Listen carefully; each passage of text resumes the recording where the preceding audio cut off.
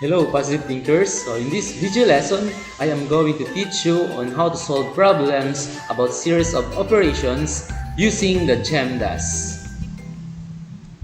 So GEMDAS stands for letter G for the grouping symbols. For the grouping symbols, we usually use the parentheses. Sometimes we use the brackets and the braces. Next, we have the multiplication and division. Okay, so you're going to evaluate from left to right. Okay, so for example, the multiplication comes first, then you need to multiply first before dividing. So that's multiplication and division. Same process with addition and subtraction. So if addition comes first, then you need to add first. But if subtraction comes first, then you need to subtract first before adding. So that means you're going to evaluate from left to right. Let's take this example. Number 1, simplify the expression.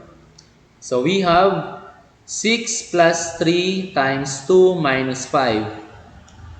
So, using the GEMDAS rule, so grouping symbols, so based on the given, we don't have the grouping symbols. Next, multiplication. Okay, so we have here the multiplication. So, we're going to multiply first. So, you just copy the 6, then 3 times 2 is equal to 6, then minus 5. Now, we have addition and subtraction. So, based on the rule, if addition comes first, then we need to add first before subtracting. So, therefore, 6 plus 6 is 12, and then minus 5. And then, finally, we have 12 minus 5 is equal to 7.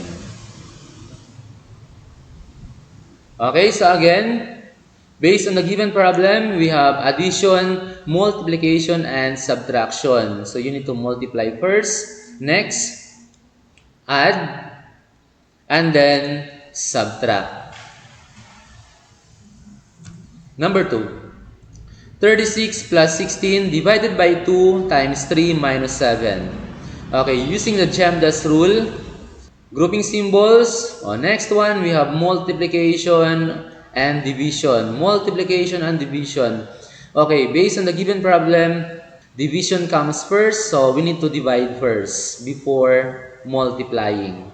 So we have 36 plus 16 divided by 2 is equal to 8. Then times 3 minus 7. Next one, we're going to multiply.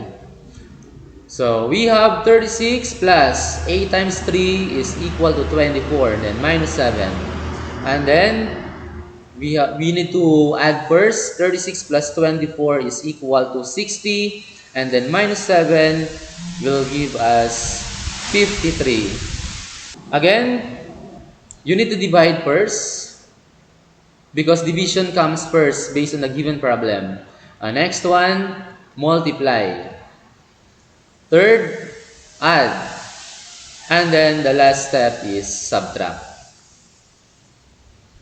Number 3, 45 minus 5 times 8 divided by 4 plus 9. Okay, so we need to multiply first.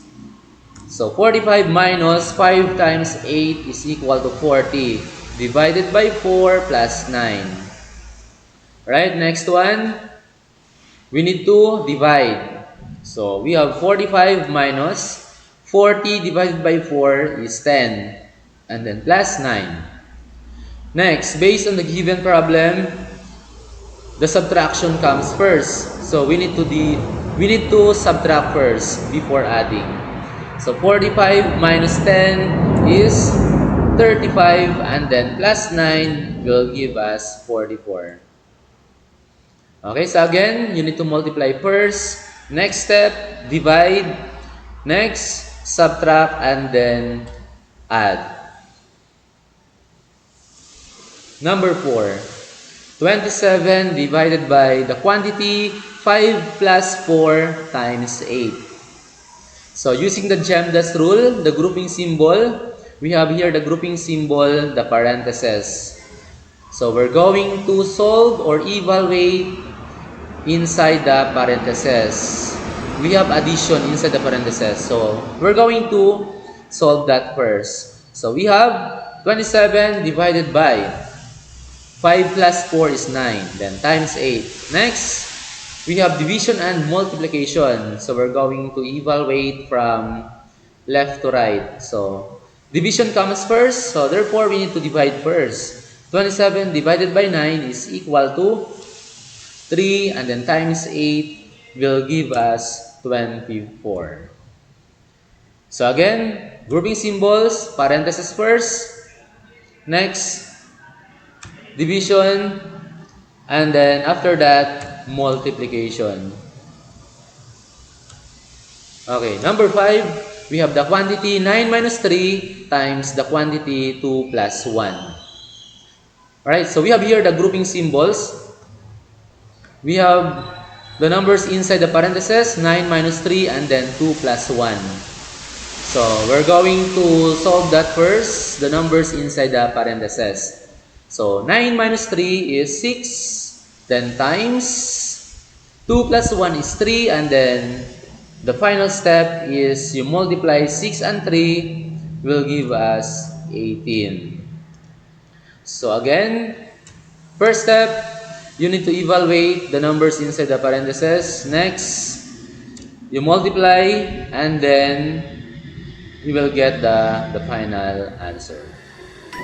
And that is all for this video. I hope you learned something, and I hope to see you next time. Don't forget to subscribe. Being positive.